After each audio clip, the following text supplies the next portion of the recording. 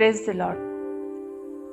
परमेश्वर की स्तुति हो। इस समय मैं आपका स्वागत करती हूँ और सितंबर के पहले रविवार में प्रभु ने फिर से एक समय ये मौका हमारे जीवन में दिया है कि हम उसकी स्तुति और आराधना करें, उसकी महिमा करें, उसकी प्रशंसा करें। प्रियो, पूरे महीने भर परमेश्वर ने हमें संभाल के रखा है, सुरक्षित रखा है और हमें जीवित रखा है कि हम उसकी स्तुति, उसकी महिमा और उसकी प्रशंसा करें। क्या ही महान वो परमेश्वर है जिसने हमें बनाया है और सुरक्षित रखा है। तो क्यों ना हम उसके महिमा के लिए समय आराधना में जाए, उसकी स्तुति करें और उसके वचनों को सुने।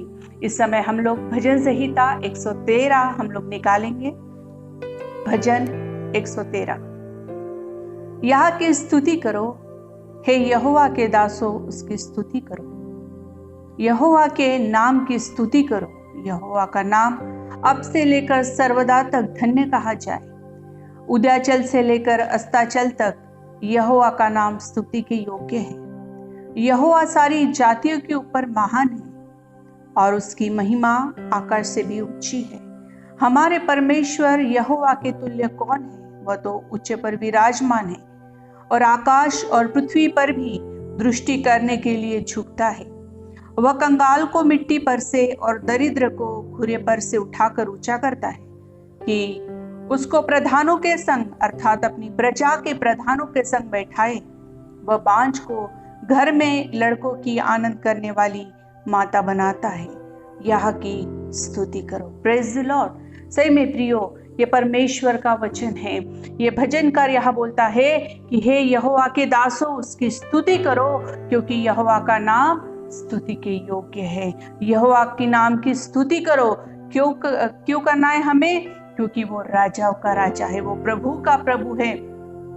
और कहाँ से कब तक करना है? उदयाचल से लेकर अस्ताचल तक हमें परमेश्वर की स्तुति करनी है और सर्वदा, एक बार नहीं कि या सिर्फ रविवार को ही नहीं, लेकिन हर समय हमें परमेश्वर की स्तुति करनी है क्योंकि वो महान परमेश्वर है। प्रियो, वो परमेश्वर है जो सारी जातियों के ऊपर महान है। वो परमेश्वर वह है जिसने, वो महिमा का परमेश्वर है, उसकी महिमा आकाश से भी ऊंची है। प्रियो, और हमारे परमेश्वर के तुल्य कौन है? वो तो ऊंचे पर विराजमान है।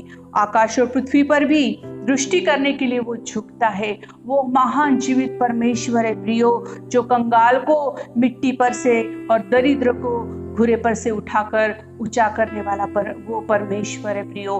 तो क्यों ना उस परमेश्वर की हम आराधना करें, उसकी स्तुति करें जो हमें संभालता है, जो हमें सुरक्षित रखता है, जो हमें जीवित रखता है। प्रियो, आज हम देखते कितने सारे लोग मर गए, मिट गए, लेकिन परमेश्वर ने हमें जीवित रखा है, हमें नाम लेके बुलाया है कि हम उसकी आराधना करें, उसकी स्तुति करें। परमेश्वर की इच्छा नहीं है कि हम दुख में रहे, तकलीफ में रहे, लेकिन परमेश्वर की इच्छा है कि हम उसके बेटे और बेटियां बनकर रहे और उसकी आराधना करें। परमेश्वर की इच्छा है और वो चाहता है कि हम हर समय आनंदित रहे। तो क्यों ना प्रियो, वो परमेश्वर जो कंगाल को मिट्टी पर से उठाने वाला है, दरिद्रों को घुरे पर से उठाकर ऊंचा करने वाला परमेश्वर है, उस परमेश्वर की हम आराधना और स्तुति करें। आइए अपनी आंखों को बंद करें और परमेश्वर को धन्यवाद दे जिसने अभी तक हमें संभाल के रखा है, हमें सुरक्षित रखा है और हमें जीवित रखा है। हमें नहीं है, हमारे परिवार को, हमारे रिश्तेदारों को, हमारे मंडली के लोगों को उसने सुरक्षित रखा है, इसलिए हम परमेश्वर की स्तुति करें। आइए जितने भी मुझे बहन भाई लोग जो भी मुझे देख रहे, सभी हम परमेश्वर की स्तुति करें, उसको धन्यवाद दे जो राजाओं का राजा है। धन्यवाद यीशु, धन्यवाद हो प्रभु। प्रभु धन्यवाद देते इस सुंदर समय के लिए जो आपने हमारे जीवन में दिया है। प्रभु धन्यवाद देते हैं कि आपने हमें सुरक्षित रखा है। ओ धन्यवाद देते प्रभु आज के ये पवित्र दिन के लिए, इस महीने के ये सप्ताह के पहले दिन के लिए हम आपको धन्यवाद देते हैं। पिछले महीने भर आपने हमें संभाल के रखा है प्रभु, हर एक मुसीबत से हमें बचाया है प्रभु। धन्यवाद देते और आपकी सुरक्षा आपने हमें प्रदान की, इसलिए धन्यवाद देते हैं। ओ धन्यवाद देते हमारे हर मंडली के हर एक लोगों को आपने संभाल के रखा है, मेरे बहन भाइयों को आपने संभाल के रखा है प्रिय परमेश्वर। और ये मौका हमारे जीवन में दिया है प्रभु कि हम आराधना और स्तुति करें प्रभु। सही में आप जीवित परमेश्वर है। जब इस समय हम आराधना के समय में जा रहे प्रभु, ओ हमारे मन को आप तैयार कीजिए, हमारे बुद्धि को तैयार कीजिए, हमारे विचारों को तैयार कीजिए प्रभु। इस सच्चे मन से हम आपकी आराधना और स्तुति करें परमेश्वर पिता।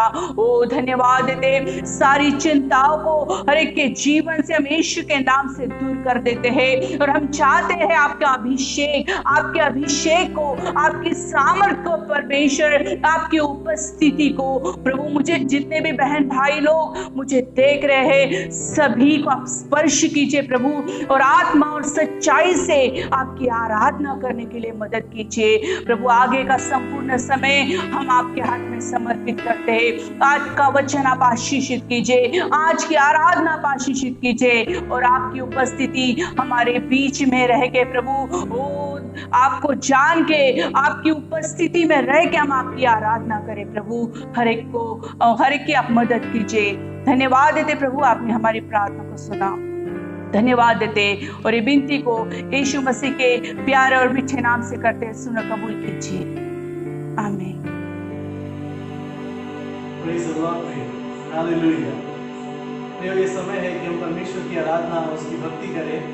प्रियो, आइए हम लोग एक बार फिर से वचन में देखते हैं, जो वचन कहता है यहोवा का धन्यवाद करो क्योंकि वह भला है। Praise the Lord। वो परमेश्वर सचमुच प्रियो भला है।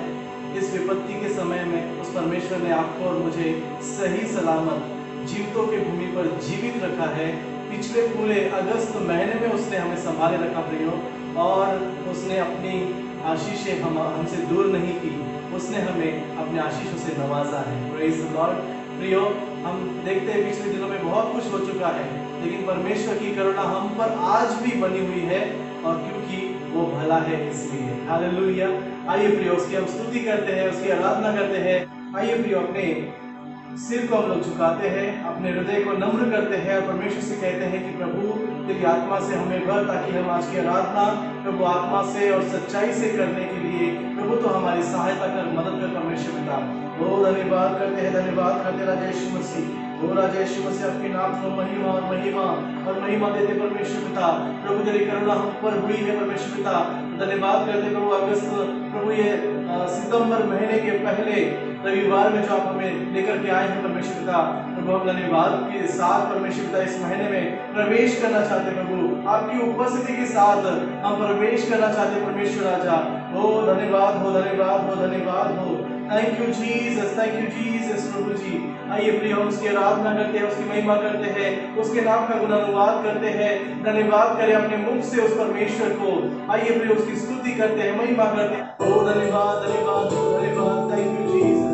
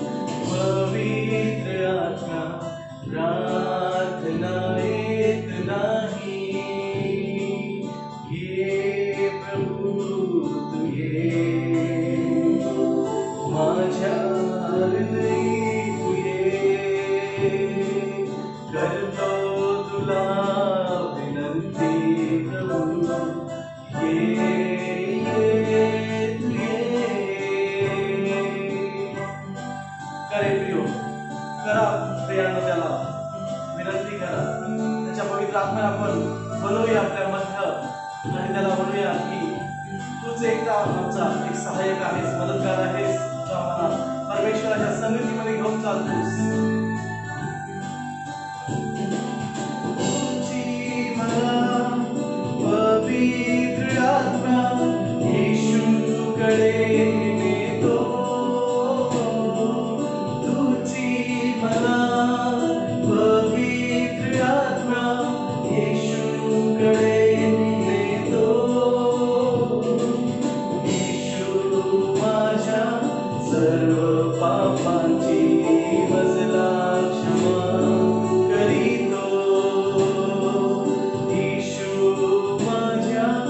सर्व पापाची भजला क्षमा करीतो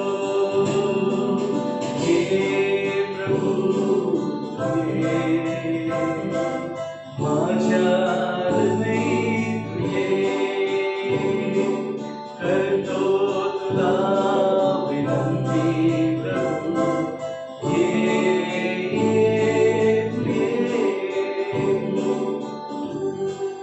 पवित्र आम्ही करतो तुला अंतःकरणापासून विनंती की तू ये आमच्या मध्यात आणि आम्हाला शिकव त्या देवाची आराधना करायला त्या देवाच्या समोर उपस्थित राहायला आम्हाला तू शिकव तुझ्याच साठी पवित्र आत्मा जिव्हा तळमळतो तुझ्याच साठी पवित्र आत्मा जिव्हा तळमळतो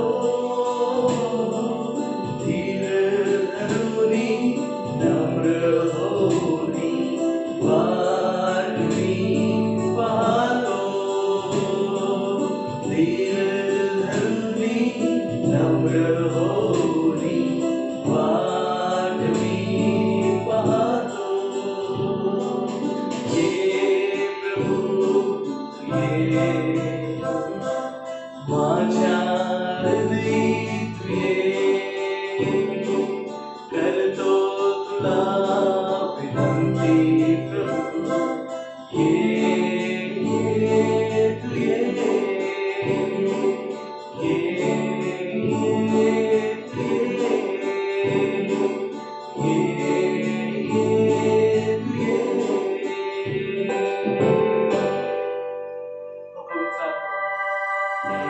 तू विनंती करतो आणि आमची खात्री आहे तू आमच्या मनात आलेला आहेस तुझी उपस्थिती या सर्व बघणाऱ्यांसोबत पण आहे जसं आमच्या सोबत इथे तू आहेस परमेश्वर राजा जितके लोक आज ही आराधना ग्रहण करतात प्रभूजी त्या सर्वांच्या सोबत आणि संगती तू बोलून गेलेला आहेस मी विश्वास करतो परमेश्वर बाबा आणि ही छोटीशी आराधना प्रभू येशू ख्रिस्ताच्या नावात करतो मग तू आई बाबा Praise the Lord. Hallelujah. ये समय है कि हम उसकी स्तुति करें, उसकी प्रशंसा करें, क्योंकि वो भला है, उसकी करुणा हम पर हुई है। वो परमेश्वर, वो हमारा यहोवा राफा है, यहोवा इरे है।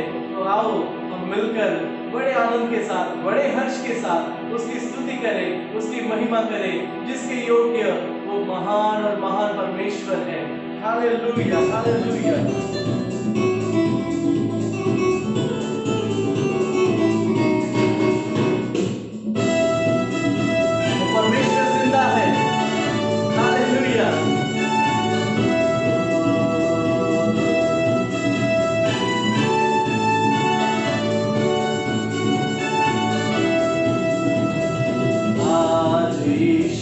जिंदा है हम बताने आए हैं आज यीशु जिंदा है हम बताने आए हैं हम बताने आए हैं हम बताने आए हैं हम बताने आए हैं हम बताने आए हैं आज यीशु जिंदा है हम बताने आए हैं आज यीशु जिंदा है हम बताने आए हैं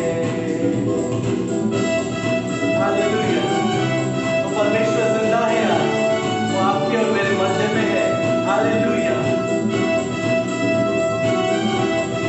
स्तुति करें उस परमेश्वर की, मिलकर गाएं हम।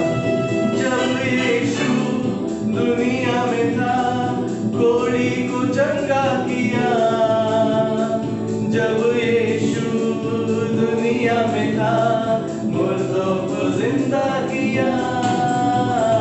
जब यीशु दुनिया में था, कोड़ी को चंगा किया। जब यीशु दुनिया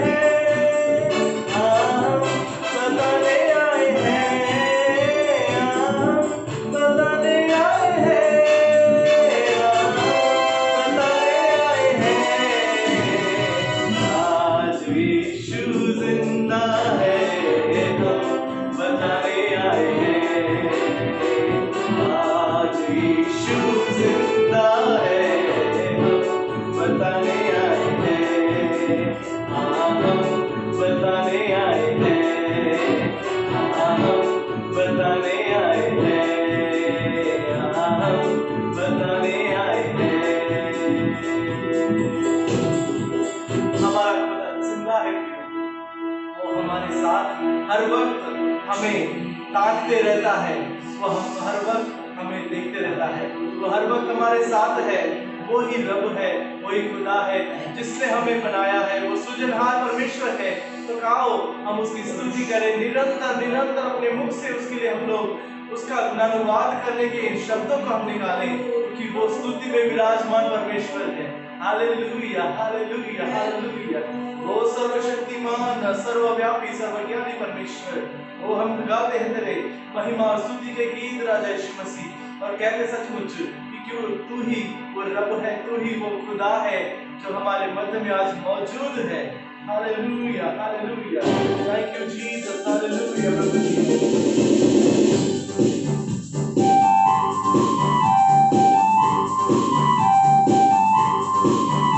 बड़े आनंद के साथ, बड़े हर्ष के साथ परमेश्वर की स्तुति करें हम लोग।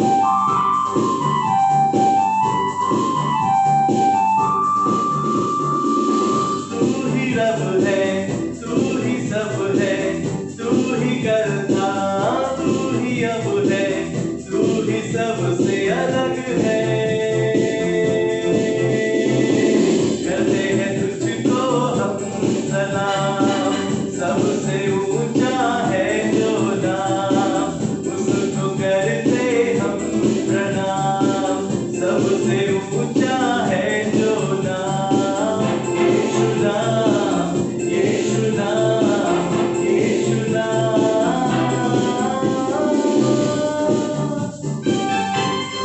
स्तुति करें उसकी, वो ही रब है। हालेलुया। महिमा हो प्रभु राजा।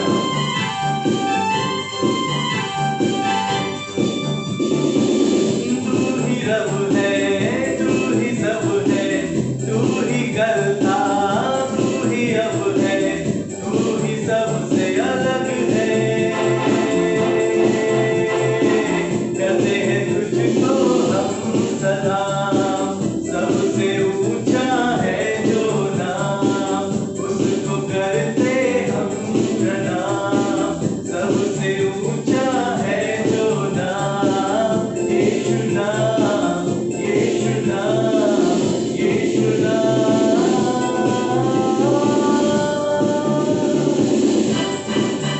हालेलुया।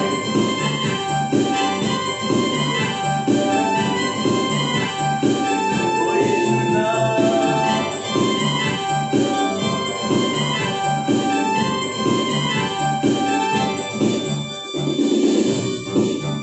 बोलो नाम यीशु नाम, यीशु नाम।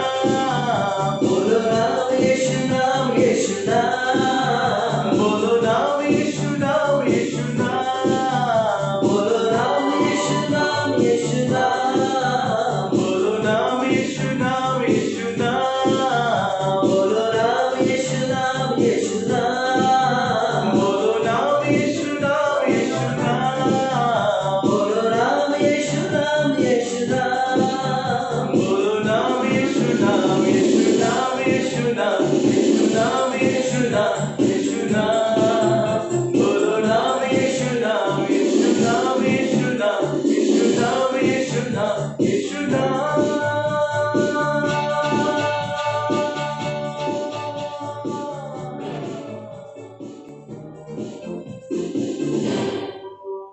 हाँ परमेश्वर का हम गाते तेरा यीशु नाम ऊंचा उठाते ना यीशु मसीह, हम करते तेरी स्तुति और गाते तेरा भजन प्रभु राजा। वो पुकारते तेरे पवित्र आत्मा को, और एक बार हमारे मध्य में वो धन्यवाद करते हैं पवित्र आत्मा की, आपकी उपस्थिति की हमें जरूरत है। तो इस नए महीने में परमेश्वर पिता वो पवित्र आत्मा आपके एक नए अभिषेक, एक नएपन से भर जाने की आज हमें जरूरत है।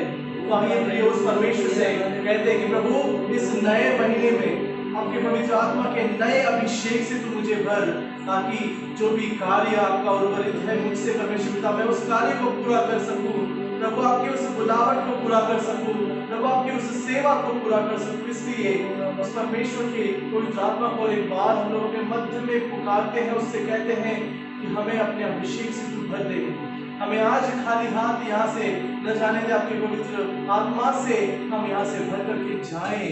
प्रभु तू सहायता कर पवित्र आत्मा। ओ पवित्र आत्मा प्रार्थना है आपको।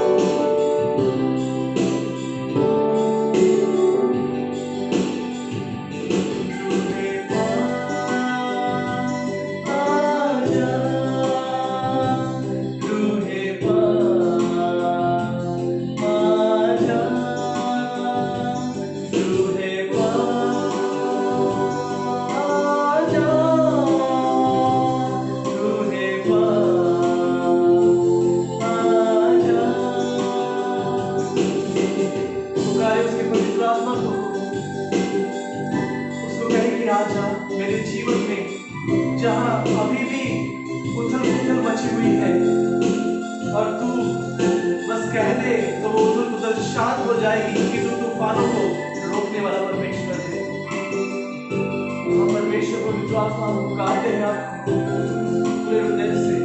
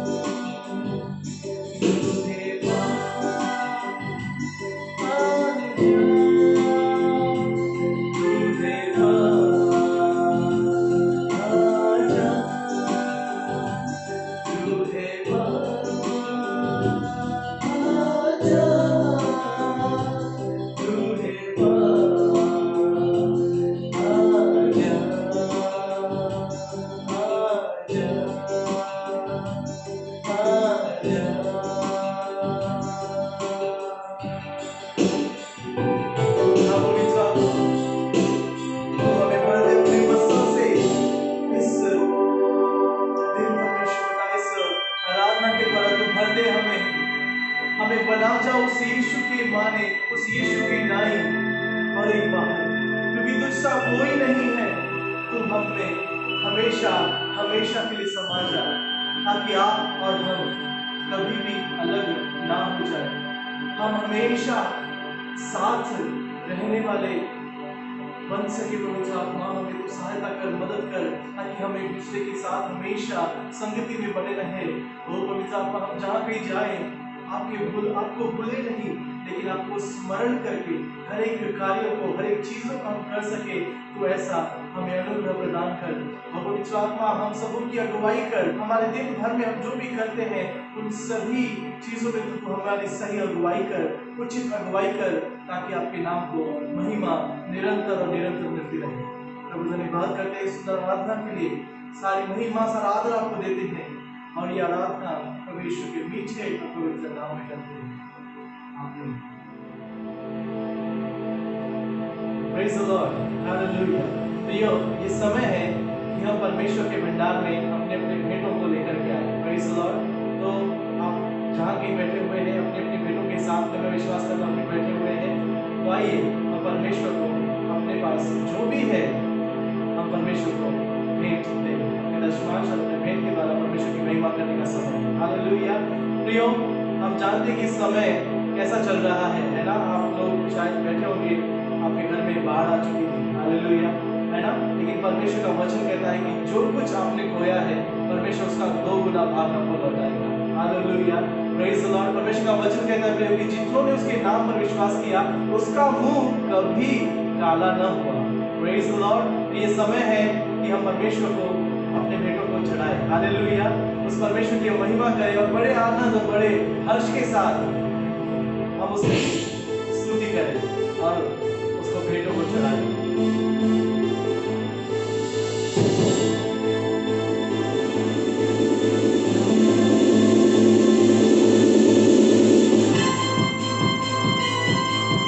तो चौड़े स्थान का परमेश्वर है, रहोबोत का खुदा।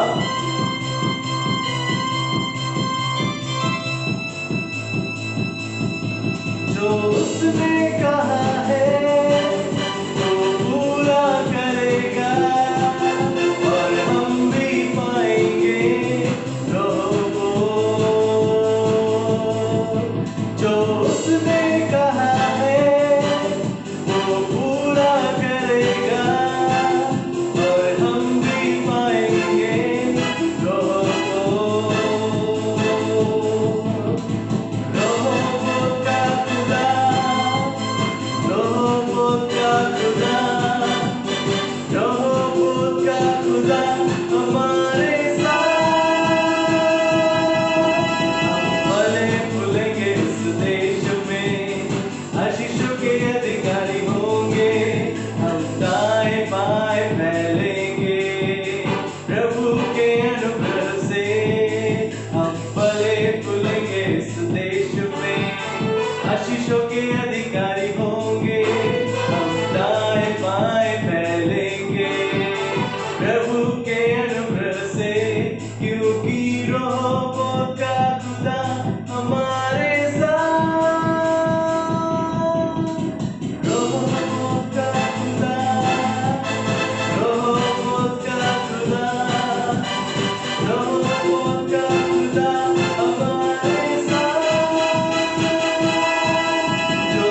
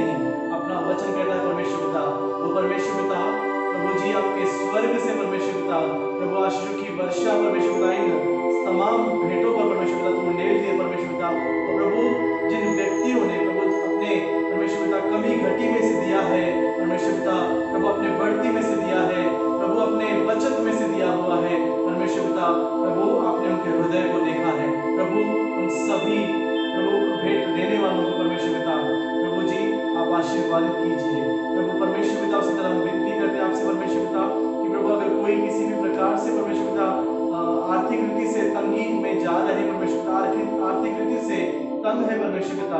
प्रभु जी हम प्रार्थना करते परमेश्वर पिता कि उनके लिए एक नए मार्गों को आप खोलिए परमेश्वर पिता। और प्रभु आपके चमत्कार के द्वारा परमेश्वर पिता उनको ये अनुभव होने दे कि मेरे परमेश्वर ने मुझे चौड़े स्थान में लेकर चला है। उस परमेश्वर ने मेरी सुनी है, वो रोहोबोत का खुदा है। प्रभु वो इस गीत को सुन करके प्रभु आपको स्तुति देंगे परमेश्वर पिता, और प्रभु आपकी महिमा करेंगे परमेश्वर पिता। प्रभु ऐसा होने देना जय यीशु मसीह। प्रभु जी इसी तरह हम लोग प्रार्थना करते राजा कि प्रभु जो लोग अभी भी अपने घरों में बैठे हुए हैं और प्रभु उनके पास कुछ भी अनाज नहीं है, प्रभु जी कुछ भी खाने और पीने के लिए नहीं परमेश्वर पिता, उनके खेत और खलियान उजाड़ हो चुके हैं, उनके लिए भी हम प्रार्थना करते परमेश्वर पिता कि प्रभु उनकी भी सुधि ले परमेश्वर पिता प्रभु, और उनको तो 2 गुना भाग प्रभु तो लौटा दे परमेश्वर पिता। प्रभु जो कुछ उन्होंने खोया है प्रभु परमेश्वर राजा अपने सामर्थ्य के द्वारा परमेश्वर पिता उनको 2 गुना भाग तो लौटा दे प्रभु जी। हम उसी तरह प्रार्थना करते आने वाले वचन के लिए भी प्रभु जी कि प्रभु आपके दास के द्वारा तो हमसे बातें कर प्रभु, हमारी परिस्थिति से बातें कर प्रभु, हम जहाँ कमजोर है तो हमसे बातें कर प्रभु, हमें कहाँ पर सीखना है और हमें उठ के खड़ा होना है प्रभु। आपके वचन में जैसे लिखा है कि धर्मी जन 7 बार गिरेंगे लेकिन वो फिर से उठ खड़े होंगे प्रभु। जो आपका वचन हमें उत्साहित करता है प्रभु, हमें उठ खड़े होने के लिए प्रभु तो हमें सहायता कर, मदद कर, और तेरा वचन कि हमारे पाँव के लिए दीपक और हमारे मार्ग के लिए वो जियाला बन जाए परमेश्वर पिता प्रभु। अपने अभिषिक्त दास के द्वारा प्रभु तो हम सभी से बातें करें प्रभु, आप हम सभी से बातें करें। धन्यवाद करते हैं और ये प्रार्थना प्रभु यीशु के नाम में करते हैं, आमीन। Praise the lord. परमेश्वर की स्तुति हो। मैं परमेश्वर को धन्यवाद देता हूँ कि फिर एक बार जो मौका और जो अवसर मुझे मिला है कि मैं परमेश्वर के वचन से आपके साथ में मैं बातें करूं, और जो कुछ परमेश्वर ने मेरी आत्मा में, मेरे मन में जो परमेश्वर के वचन का प्रकाशन दिया है, मैं आपके साथ में उसे बांटूं। मैं परमेश्वर को धन्यवाद देता हूँ आप सबों के जीवन के लिए भी मेरे प्रिय। वचन कहता है कि हम मर नहीं गए, हम मिट नहीं गए, हम जीवितों की भूमि पर जीवित पाए जाते हैं, और ये परमेश्वर के महान करुणा का फल है। Praise the Lord. वचन कहता है कि हे मेरे मन, तू यहोवा को धन्य कह, और जो कुछ मुझ में है उसके पवित्र नाम को धन्य कहे। हे मेरे मन, तू यहोवा को धन्य कहे और उसके किसी उपकार को ना भूलना। हालेलुया। प्रियो, देखते देखते हम लोग सितंबर महीने में आ गए 2020, और अभी बस अक्टूबर, नवंबर और दिसंबर, और फिर 2020 समाप्त। बीते सप्ताह में भंडारा जिले में और महाराष्ट्र के कई जिलों में एक बहुत बड़ी एक आपदा आई, एक विपत्ति आई, एक संकट आया जो बाढ़ का था। कुछ नदियों के जो बांध है, जो डैम बनाए थे, उसके दरवाज़ों को खोला गया और काफ़ी गांव प्रभावित हुए। काफ़ी लोग उनके घर तहस नहस हो गए। कुछ लोगों के घर गिर गए, कुछ लोगों के घर की दीवारें गिर गई, कुछ लोगों के छत तक पानी पहुंचा, कुछ लोग पानी के बावजूद भी, बाढ़ के बावजूद भी उनके घर बने रहे। काफ़ी संकट, एक तरफ कोरोना का डर और दूसरी तरफ अब ये संकट। काफ़ी लोगों का अनाज खराब हो गया। मेरे प्रियो, जब हम ऐसी बातों को देखते हैं, सुनते हैं, परिस्थितियों को जब देखते हैं और जब हम अपनी तरफ देखते हैं, तो क्या जो हमारे पास में है हमने उसे लेकर के संतुष्ट नहीं रहना चाहिए। कई बार हमारे जीवन में हम लोग कुड़कुड़ाते हैं। जो मेरे पास नहीं है, जो हमारे पास नहीं रहता, उन बातों को सोच करके, देख करके हम लोग कुड़कुड़ाते हैं। कदापि ऐसा ना करें। इजरायली लोग कुड़कुड़ाने के कारण परमेश्वर को क्रोधित कर बैठे। प्रियो, जो कुछ परमेश्वर ने आपको दिया है, जो कुछ आपके पास में है, जो नहीं है उसकी तरफ ना देखे, लेकिन जो है उसकी तरफ देखे। Praise the Lord.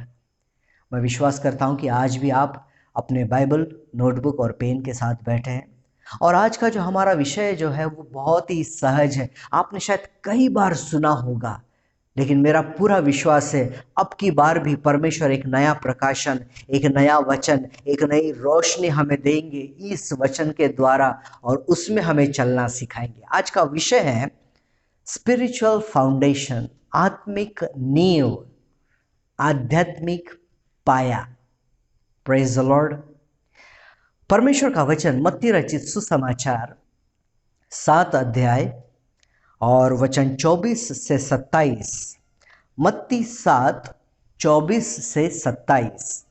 और परमेश्वर की इस वचन में इस प्रकार लिखा है, शीर्षक है घर बनाने वाले दो मनुष्य, बुद्धिमान और मूर्ख। वचन 24, इसलिए जो कोई मेरी ये बातें सुनकर उन्हें मानता है वह उस बुद्धिमान मनुष्य के समान ठहरेगा जिसने अपना घर चट्टान पर बनाया, और मेंह बरसा और बाढ़ें आई और आंधियां चली और उस घर से टकराई, फिर भी वह नहीं गिरा क्योंकि उसकी नींव चट्टान पर डाली गई थी।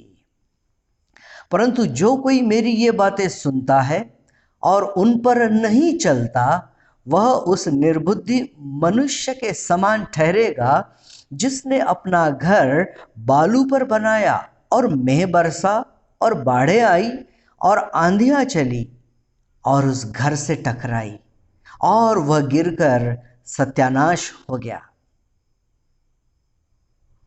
बस यहीं तक। चर्च, यीशु मसीह ने अपनी बातों को सुना जाना, अपनी बातों को माना जाना, यह विषय सिखाने के लिए, यह विषय समझाने के लिए इस दृष्टांत का, इस उदाहरण का उन्होंने उपयोग किया कि घर बनाने वाले दो मनुष्य। He has given an example। यीशु क्रिस्ता ने उदाहरण दे लेना है। एक बुद्धिमान था और एक मूर्ख था, और जब घर बनाने के लिए बैठे तो बुद्धिमान ने अपने घर की नींव चट्टान पर डाली।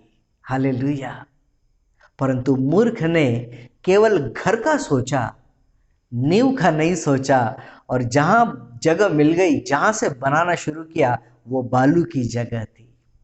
कई बार हम लोग केवल ऊपर की बातों के बारे में सोचते हैं, लेकिन अंदर की, भेद की, रहस्यमय गुप्त बातों के बारे में हम लोग नहीं सोचते। कई बार हम परमेश्वर के वचन को ऊपर ऊपर पढ़ लेते हैं, लेकिन उसके गहराई में जा करके उसे अपने दृष्टि से, अपने कॉन्टेक्स्ट में, अपने से, अपने जीवन से जोड़ करके हम लोग नहीं देखते।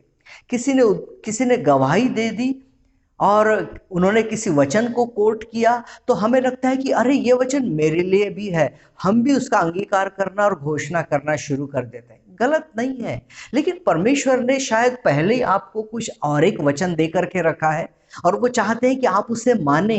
मेरे प्रियो, ये बहुत ज़रूरी है। परमेश्वर ने अपने वचन को हमें इसलिए दिया है कि हम उसे माने। हाँ, अपनी नींव यदि मजबूत जगह पर रहेगी, चाहे मेंह बरसे अर्थात बारिश आए, चाहे बाढ़ें आए, चाहे आंधी चले, हमारा घर फिर भी मजबूत रहेगा। बीते सप्ताह में हमने यही दृश्य देखा। जो घरों का फाउंडेशन, जो घरों की नींव मजबूत थी, वो बने रहे। छत की लेवल तक पानी चढ़ गया, ग्राउंड फ्लोर जो था, तळ मजला जो होता तो पूर्ण पाण्यामध्ये, वो पूरी रीति से पानी में था। लेकिन जिसका फाउंडेशन मजबूत था वो बना रहा, लेकिन जिसका फाउंडेशन मजबूत नहीं था, जिसकी नींव मजबूत नहीं थी, वो ढह गया, वो गिर गया, लोगों का काफी नुकसान हुआ। मेरे प्रियो, नींव का मजबूत होना ये बहुत जरूरी है। हम अपने जीवन में यदि बहुत सारी अच्छे स्वास्थ्य को लेकर के, अच्छी आशीषों को लेकर के, आनंद को लेकर के, समाधान को लेकर के, यदि अपने जीवन में हम लोग आनंदित रहना चाहते हैं, तो अपनी नींव को, जो परमेश्वर के साथ है, जिसे हम लोग आत्मिक नींव कहते हैं, वो मजबूत रहना बहुत जरूरी है।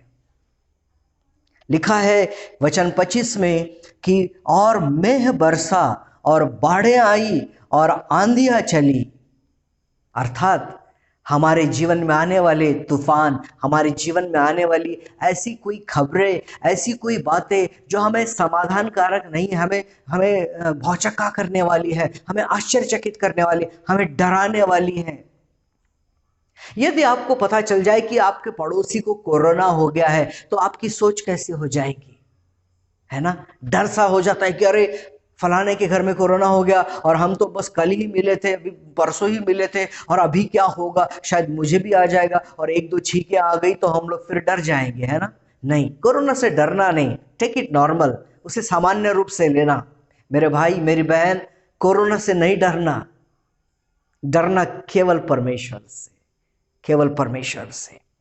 आज मैं आपको उन बातों को बताना चाहता हूं जो हमारी आत्मिक नींव को मजबूत रख सकती है। Praise the Lord. हम परमेश्वर में रहते हुए, परमेश्वर में जीवन को जीते हुए अपने उस रिश्ते को कैसे मजबूत रख सकते हैं, अपने नींव को कैसे मजबूत रख सकते हैं, कुछ 4 वचन मैं आपके साथ में बांटना चाहता हूं।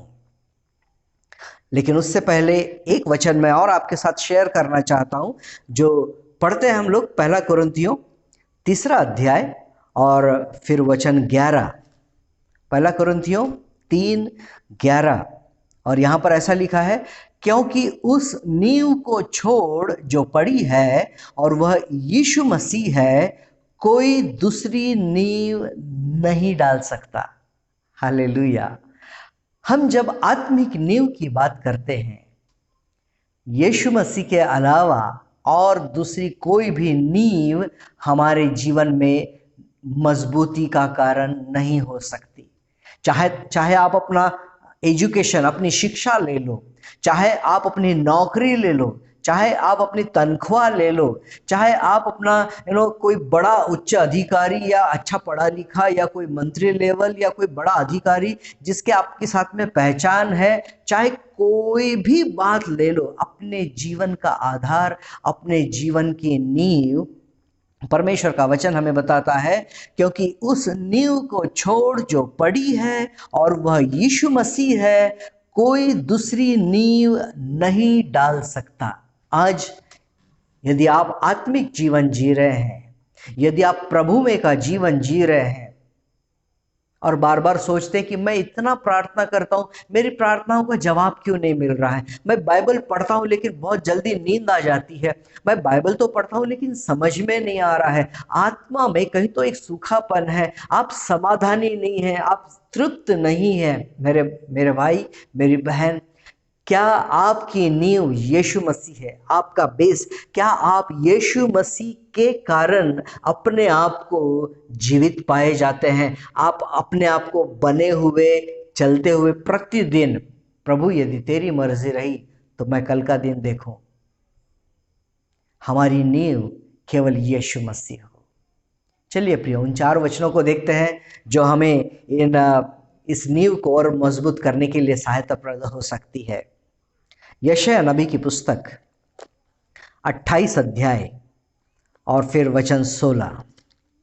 यशायाह 28 और वचन 16, और परमेश्वर के वचन में इस प्रकार से लिखा है, इसलिए प्रभु यहोवा यह कहता है, देखो मैंने सियोन में नींव का एक पत्थर रखा है, एक परखा हुआ पत्थर, कोने का अनमोल और अति दृढ़ नींव के योग्य पत्थर, जो कोई विश्वास रखे वह उतावली न करेगा।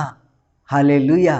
किस प्रकार का पत्थर, किस प्रकार की नींव? देखिए वचन 16 में, इसलिए प्रभु यहोवा यह कहता है, देखो मैंने सियोन में नींव का एक पत्थर रखा है, एक परखा हुआ पत्थर। नंबर 1, परखा हुआ, प्रेज द लॉर्ड, ऐसा ही नहीं, परखा हुआ। नंबर 2, कोने का अनमोल, और नंबर 3, और अति दृढ़ नींव के योग्य। अति दृढ़ नींव, चाहे कितने भी स्टोरी, कितने भी मंजिले, आप कितने भी आप ऊपर में बिल्डिंग्स चढ़ाते चले जाइए, वो नींव इतनी मजबूत है कि वो उसको सह लेगी। हम लोग शहरों में देखते हैं ना, ऊंची ऊंची इमारतें, कई उसके फ्लोर होते हैं, कितीतरी मजले राहतात, खूप उंच असे मिनार, परंतु त्यांचं फाउंडेशन, त्यांचं नींव, त्यांचा पायवा, उनकी नींव जितनी गहरी और जितनी मजबूत रहेगी तभी तो वो संभली रहेगी। हालेलुया। और परमेश्वर का वचन हमें यही सिखाता है कि सियोन में एक नींव का एक पत्थर रखा है, एक परखा हुआ पत्थर, कोने का अनमोल और अति दृढ़ दृढ़ नींव के योग्य पत्थर। और आगे जो लिखा है वो महत्वपूर्ण भी है, और जो कोई विश्वास रखे वह उतावली ना करेगा। अंडरलाइन दिस, रेखांकित करें इसे।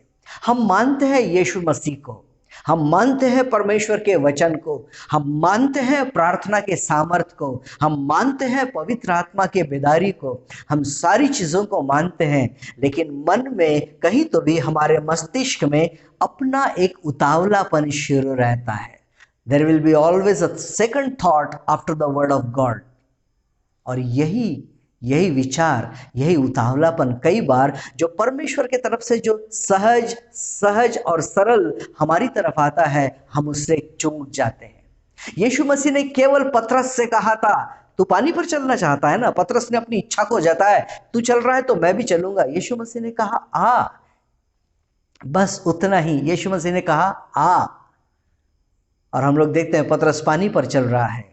फिर हम लोग देखते हैं कि उसने हवा को महसूस किया और उसने आंधी को देखा और वहाँ के वातावरण और परिस्थिति को देखा, और बाइबल में लिखा है कि वो डर गया और डूबने लगा, है ना।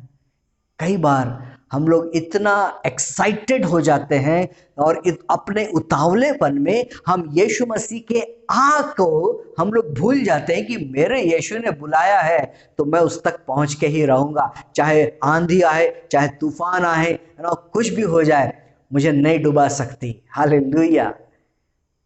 उतावलापन ना करें।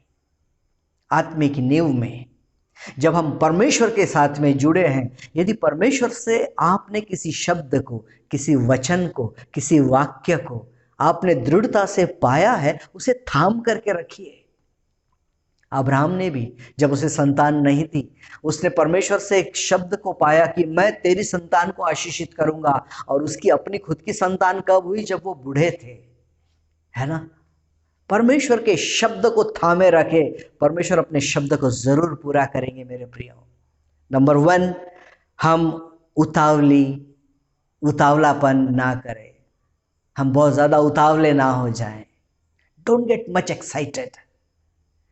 दूसरी बात जो हम पढ़ते हैं, इफिसियों 2 अध्याय और वचन 12 से 22। इफिसियों 2 और वचन 12 से 22 मैं आपके सामने पढ़ना चाहता हूं। तुम लोग उस समय मसीह से अलग और इज़राइल की प्रजा के पद से अलग किए हुए और प्रतिज्ञा की वाचाओं के भागी न थे, और आशाहीन और जगत में ईश्वर रहित थे। ठीक है, परमेश्वर का वचन हमारे मसीह में आने के पहले वाले परिस्थिति को बताता है कि हम लोग जगत में ईश्वर रहित थे। वचन 13, पर अब मसीह यीशु में तुम जो पहले दूर थे, मसीह के लहू के द्वारा निकट हो गए हो, क्योंकि वही हमारा मेल है जिसने दोनों को एक कर लिया और अलग करने वाली दीवार को जो बीच में थी ढा दिया, और अपने शरीर में बैर अर्थात वह व्यवस्था जिसकी आज्ञाएं विधियों की रीति पर थी मिटा दिया, कि दोनों से अपने में एक नया मनुष्य उत्पन्न करके मेल करा दे, और क्रूस पर बैर को नाश करके इसके द्वारा दोनों को एक देह बनाकर परमेश्वर से मिलाए।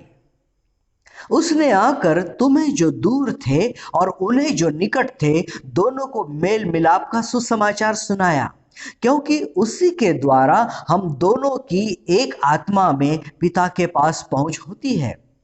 इसलिए तुम अब विदेशी और मुसाफिर नहीं रहे, परंतु पवित्र लोगों के संगी, स्वदेशी और परमेश्वर के घराने के हो गए, और प्रेरितों और भविष्यवक्ताओं की नींव पर। अंडरलाइन करना। और प्रेरितों और भविष्यवक्ताओं की नींव पर, जिसके कोने का पत्थर मसीह यीशु स्वयं ही है, बनाए गए हो, जिसमें सारी रचना एक साथ मिलकर प्रभु में एक पवित्र मंदिर बनती जाती है, जिसमें तुम भी आत्मा के द्वारा परमेश्वर का निवास स्थान होने के लिए एक साथ बनाए जाते हो।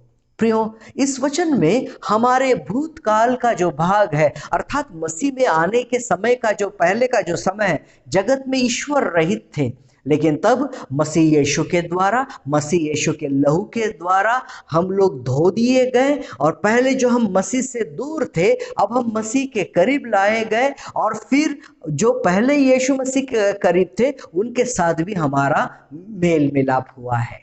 Praise the Lord. और यहां पर वचन 20 में लिखा है, और प्रेरितों और भविष्यवक्ताओं की नींव पर। इन शब्दों की तरफ मैं चाहता हूं कि आप अपना ध्यान दें। प्रेरितों और भविष्यवक्ताओं की नींव पर। Now what does that mean? अब इसका क्या मतलब है? अर्थात प्रेरितों ने आपको जो सुसमाचार सुनाया, जिसके द्वारा तुम्हारा मेल मिलाप हुआ, पहले यीशु मसीह के साथ और फिर यीशु मसीह के लोगों के साथ। Praise the Lord. कभी मत भूलना उन लोगों को जिन्होंने आपको सुसमाचार सुनाया है। Praise the Lord. कभी मत भूलना उन लोगों को जो प्रभु में आपके सेवक पाए जाते हैं, प्रभु में आपके अगुए पाए जाते हैं। प्रेरित और भविष्यवक्ताओं की नींव। कई बार हम अपने कलीसिया के पासबान द्वारा परमेश्वर का जो वचन हमें पहुंचता है, हम उसे दूसरा स्थान रख करके किसी एक संदेशवाहक का, एक बड़े प्रचारक का, हम लोग दूसरों के संदेशों के, शायद वो जब परमेश्वर का वचन सुनाते हैं, उनका जो कॉन्टेक्स्ट है, उनका जो संदर्भ है, वो जो परिस्थिति है, वो अपनी कलीसिया के अनुसार परमेश्वर उनको प्रकाशन देते हैं और वो उन्हें सुनाते हैं। लेकिन हम उनके वचन को अपने जीवन में कॉपी करके ये सोचते हैं कि मेरे जीवन में परमेश्वर का वचन पूरा क्यों नहीं हो रहा है। मेरे भाई, मेरी बहन, परमेश्वर ने आपको जो वचन दिया है, आपके कलीसिया की परिस्थिति के अनुसार, आपके दायरे में जो आपको जरूरत है, उस प्रकार से परमेश्वर ने आपके दास को, अपने दास को जो प्रकाशन दिया है, वो आप तक पहुंचा रहे हैं। प्रेरितों और भविष्यवक्ताओं की नींव। कई बार हम भूल जाते हैं, अपने जीवन में हम लोग आत्मिक अगुओं का नियंत्रण नहीं चाहते।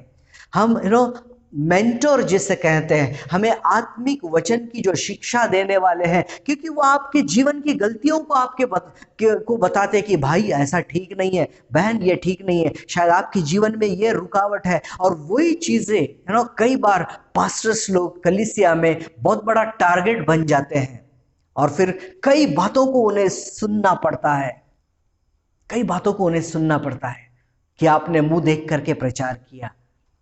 मैंने एक बार एक चित्र देखा था, एक पासबान एक विश्वासी को गले लगे हुए हैं, और उसके पीठ में जो एक चाकू लगाया गया है, वो उसको निकाल रहे हैं, जबकि पास्टर के अपने पीठ पर बहुत सारे चाकू लगे हुए हैं।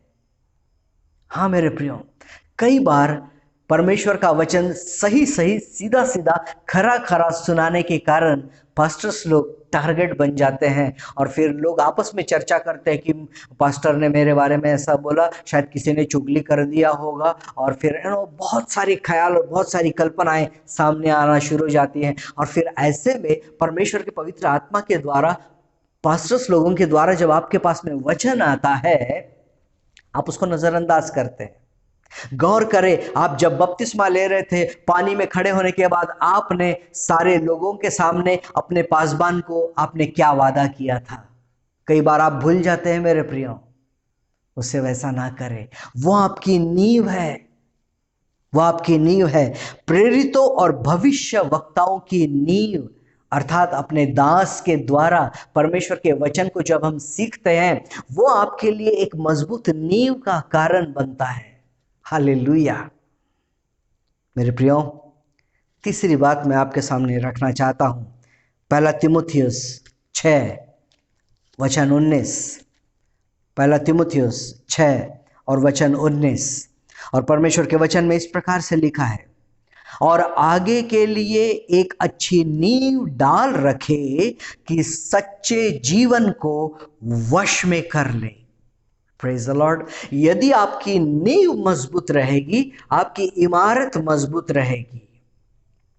यदि प्रभु में आपका दिया हुआ शब्द, प्रभु को दिया हुआ शब्द, आपकी वाचा, आपका कमिटमेंट, आपका कवनेंट, आपका परमेश्वर के लिए की हुई प्रतिज्ञा कि प्रभु मैं पापी हूं, यीशु मेरे जीवन में आ और मुझे मेरे पापों से शुद्ध कर दे, धो करके शुद्ध कर ले, आज से मैं तुझे अपना उद्धारकर्ता स्वीकार करता हूं। यदि आपने यीशु मसीह को ये कमिटमेंट किया है, ये समर्पण किया है कि आप ही मेरे मुक्तिदाता है, आप ही मेरे उद्धार करता है और मैं आप में ही जीना चाहता हूं, एक बार जब आपने अपना समर्पण परमेश्वर के हाथों में कर दिया, आपको उसी समय से एक सच्चा जीवन आपको जीना है, क्योंकि यीशु मसीह सब देखते हैं। Praise the Lord. पवित्र आत्मा सब जानते हैं। मेरे प्रियो, वचन हमें सिखाता है और आगे के लिए एक अच्छी नींव डाल रखे कि सच्चे जीवन को वश में कर ले।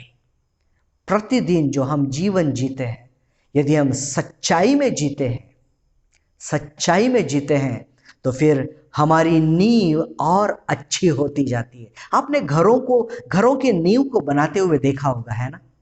केवल जो सीमेंट कंक्रीट होता है, लोहा होता है, बस उसको बना करके रख दिए और उसको पानी ही ना दे तो क्या वो मजबूत रह पाएगा?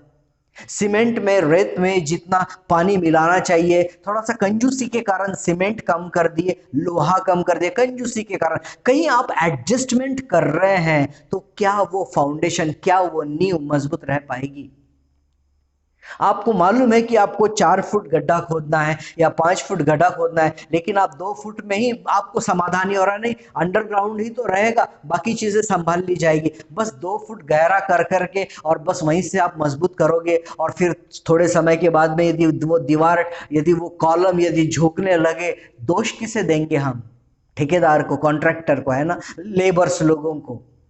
कई बार अपने कंजूसी के चलते, कई बार अपने समझौते वाले जीवन को देखते हुए, अपनी जो अच्छी नींव होना चाहिए, हम लोग उसके साथ समझौता करते हैं और उसे हम लोग बिगाड़ करके रख देते हैं। मेरे प्रियो, अच्छी नींव के लिए एक सच्चा जीवन रहना बहुत जरूरी है।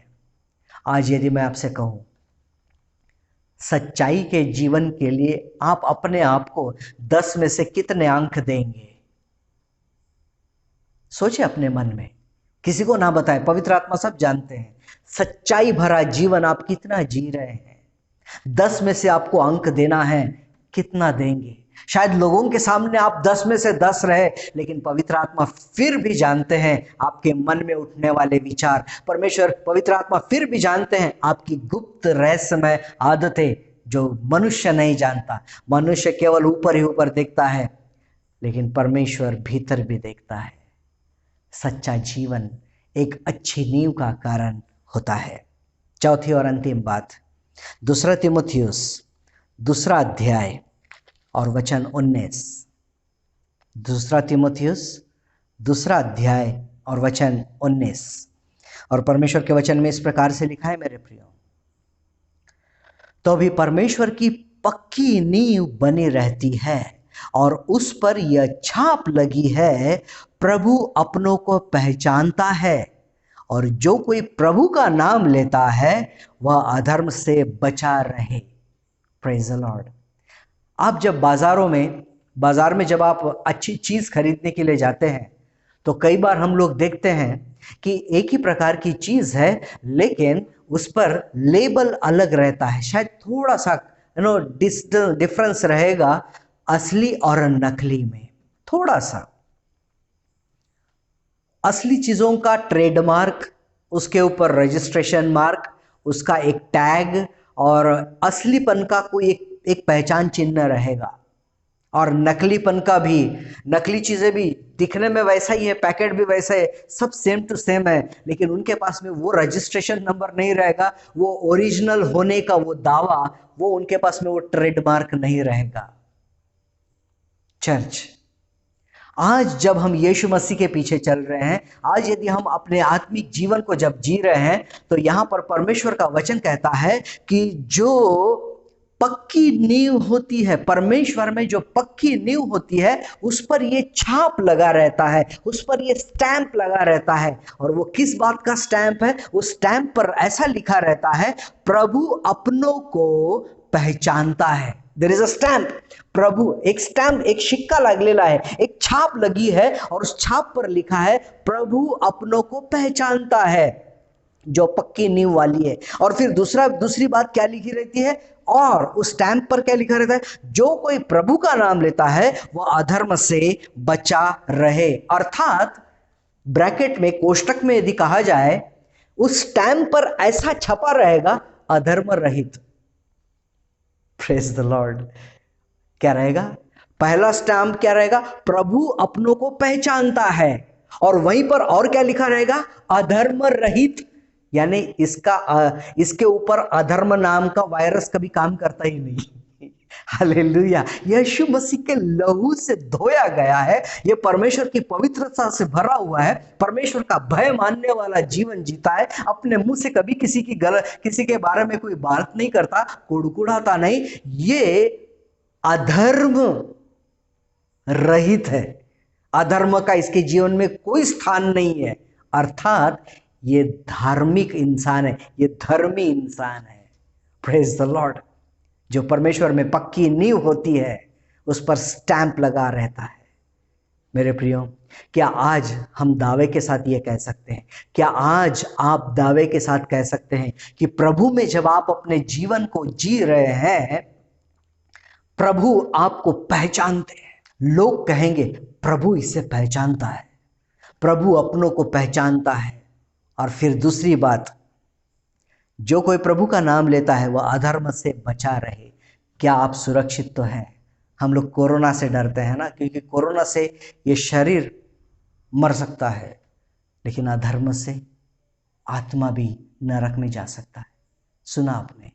हाँ, जो शरीर का घात कर सकते हैं, जिससे शरीर का घात होता है, उससे ना डरे, लेकिन जिससे शरीर और आत्मा दोनों का नाश हो सकता है, उससे डरे। परमेश्वर में जो पक्की नींव है। मेरे प्रियो, मैं यहाँ पर रुकने जा रहा हूँ, लेकिन समाप्त करने से पहले एक तुलना मैं आपके सामने रखना चाहता हूँ। जब हम अपने घर की नींव बनाते हैं, शायद ये जो संदेश मैंने आपके सामने रखा है, ये बात समझने के लिए हमें और अधिक सहज हो जाएगा। जब कोई अपना घर बनाता है, तो सबसे पहले जब वो नींव के लिए गड्ढा खोदता है, तब उसमें ज़मीन को देखा जाता है कि ज़मीन तो ठीक ठाक है, कहीं प्रॉब्लमेटिक तो नहीं है। ज़मीन की गहराई, अच्छे क्वालिटी का लोहा, अच्छे ढंग से बांधा गया, सिस्टमेटिक, कोई कंजूसी नहीं उसमें। जहाँ पर जितने रॉड्स आने चाहिए उतने ही रॉड्स आने चाहिए, 1 या 2 से हम लोग कंजूसी नहीं कर सकते। ढंग से रचना, सही सेंटरिंग, सीधे सपोर्ट दे करके उसे बराबर नाप तोल करके सीधे खड़े रखना। फिर उसमें जब मसाला डाला जाता है, गिट्टी और पानी सब मिक्स करके, उसमें भी कोई कंजूसी नहीं। आदि चीज़ों को हम लोग अच्छी नींव के लिए जांच परख करके, जो अच्छा इंजीनियर होता है, जो अच्छा ठेकेदार होता है, जो अच्छा लेबर होता है, जो बुद्धिमान होता है, वो अपनी नींव को चट्टान पर डालेगा मजबूती के लिए। Praise the Lord. और यही बात अपने आत्मिक नींव में भी हमें क्या करना चाहिए? आत्मिक नींव में मजबूत रहने के लिए तो मैंने आपको बताया, हम लोग उतावलापन ना करें। नंबर 1, उतावलापन ना करें। फिर नंबर 2, प्रेरितों और भविष्यवक्ताओं की नींव, अर्थात अपने जीवन में हम आत्मिक अगुओं को भी स्थान दें। कोई फैसला करने से पहले उनसे डिस्कस करें, उनसे वचन की शिक्षा को पाएं। अपने जीवन में आत्मिक अगुए होना, अपने जीवन में आत्मिक पिता होना बहुत जरूरी है मेरे प्रियो, बहुत जरूरी है।